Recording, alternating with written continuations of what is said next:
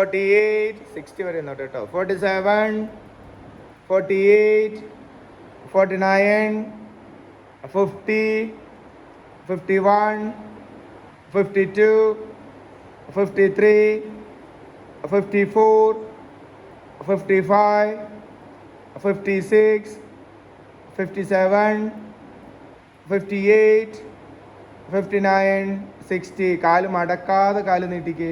കാല് നീട്ടി കാല് മടക്കാതെ പതിയെ പതിയെ പതിയെ കൊണ്ടുവന്ന് വെച്ച് ആ സ്പൈൻ ശരിക്കും സ്ട്രെച്ച് ആയി വരട്ടെ.